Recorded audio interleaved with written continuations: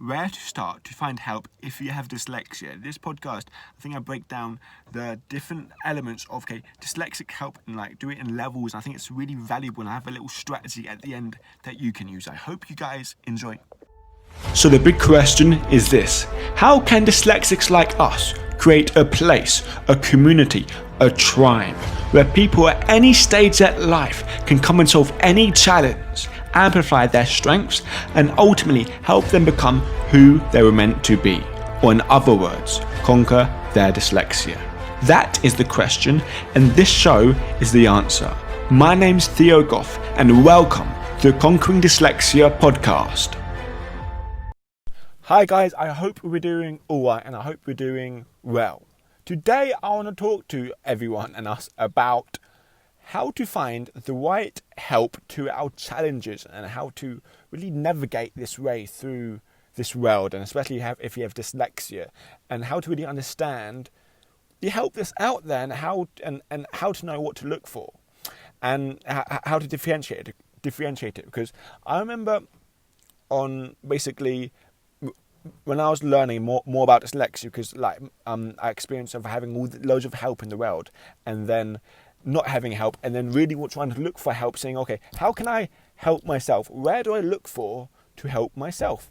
And I looked for so many different things, all the different websites, from all the different forums, from chatting to loads of different people, giving me loads of really, really great advice. And I listened to everyone, and it was really, really good, but I was confused. One part was confusing to me about trying to find the best help for a dyslexic person. Because when I was trying to find, understand more about dyslexia so I can help myself, I started doing research into dyslexia. Okay, what is dyslexia? And then I looked on Google. Dyslexia is a word that affects our understanding of sounds, symbols and stuff, and does not affect general intelligence. And when I read that, I thought, that's the furthest thing from the truth. That doesn't make no sense. And then I looked for other things. For example, I looked in, why does dyslexia exist, and all different theories about auditory processing theory, about visual motor theory, about phonological theory. And all these different theories got really in depth in the brain and how everything works, and it's because of this processes and this process and this processes.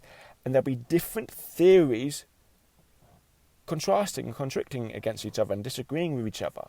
And it was like, how this makes no sense. Why are there so many different causes for dyslexia to explain all these little, for example, deficits? And also, when I was reading all this, I was getting depressed. Because all this stuff is all negative and negative and negative.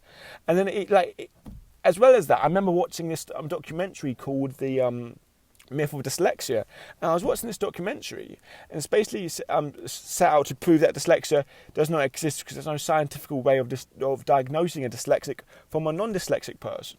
And I remember on this documentary, I was watching it, and there was a guy that came on. He only came on for 5-10 minutes, but he had quite a lasting impact because his name called Keith Stenovich, and he's regarded by a lot of people as the world-leading expert in words.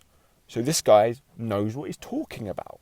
And he came on, and what he was saying is that he set on a mission to scientifically diagnose what a dyslexic is, diagnose a dyslexic from a non-dyslexic scientifically.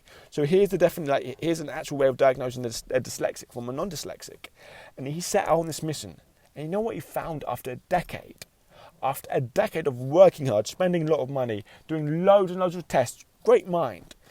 He found after a decade that it was basically impossible to diagnose a dyslexic from a non-dyslexic person. And how they put them into two different camps. They put a dyslexic person into a camp that had average to high IQ level but poor reading ability. And they put a non-dyslexic person but basically with low IQ, lower everything else, and lower reading ability. These are the two people, and there's dyslexic is one group, and the other group is called garden variety. They're horribly named that because they thought there was nothing special about them. And after a decade of doing tests, studies, basically giving the same people the same dyslexic course, this is one example, dyslexic thing to do, they both improved equal amounts. And he basically concluded that it's impossible to have a scientific definition for dyslexics. For you in all this, and I got so angry when I heard this.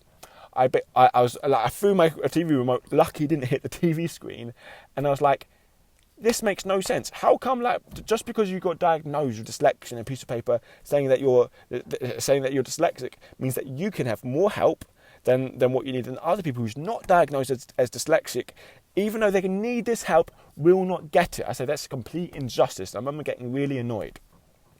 And at this point, I've been trying to learn so much stuff about my dyslexia, trying to learn about, okay, how does this world come about? And how to actually make sense of it to actually move forward. And then I realised something. I realised that the world of dyslexia, there's two worlds. There's two worlds when you're talking about dyslexia.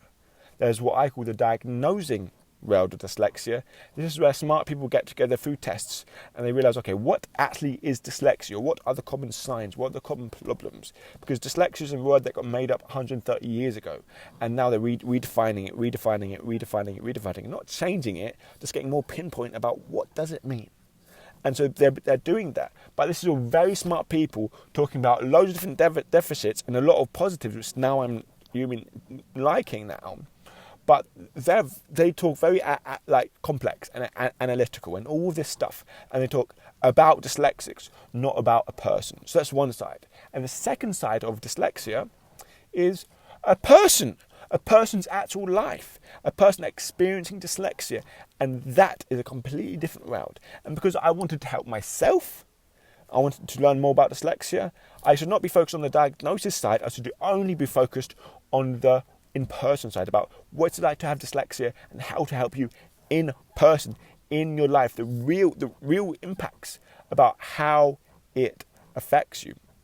And so once I realised this, there's like a clear divide between these two different things, it makes everything so much more sense.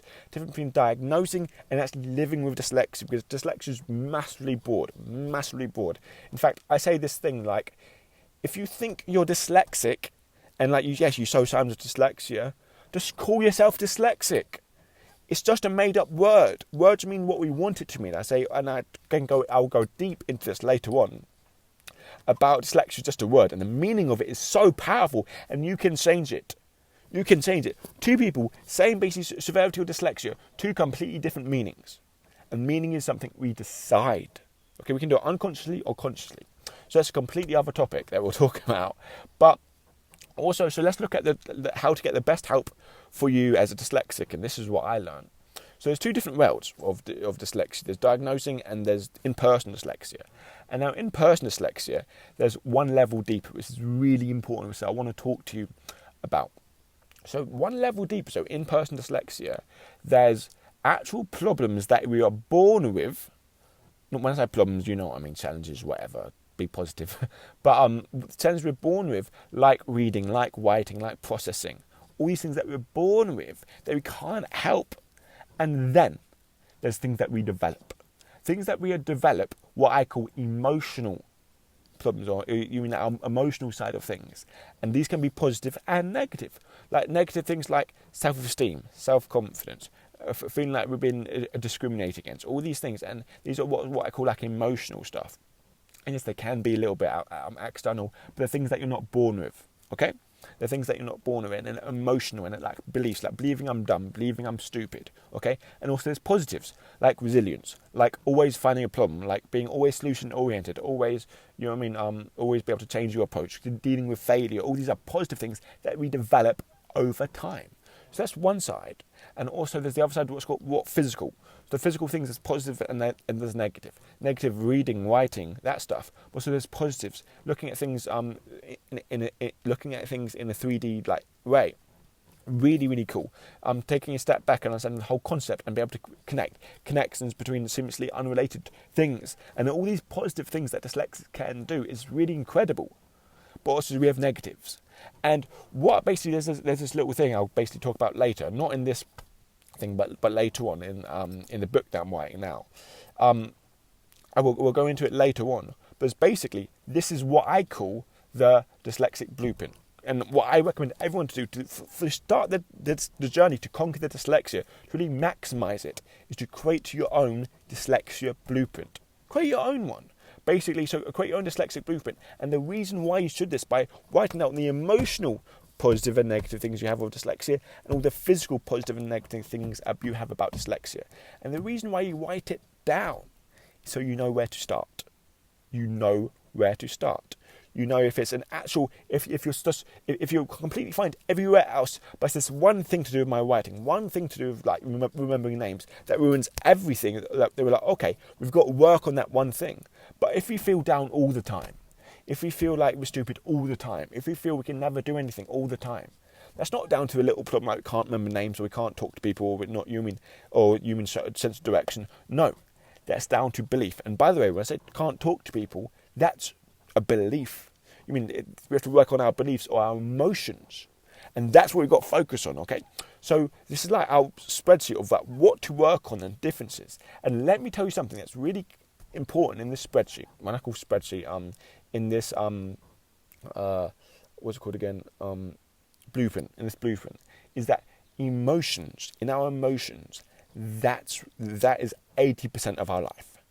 I call it 80% of our life because doing anything is 80% psychology, like emotions, like beliefs, like all this. So it's 80% psychology. So when you have problems with dyslexia, so 80% of the time, it's always to do with your psychology, your thinking, and 20% of it is actually doing what I call the strategy, but it's actually doing the actions to improve it, like reading, like writing, like remembering names. That 20% of it, 80% is dealing with your emotions to going forward. Okay, guys, this is like, I'm saying this because this hopefully adds some value to you. And yeah, guys, so I hope you enjoy it. Take care and farewell and bye.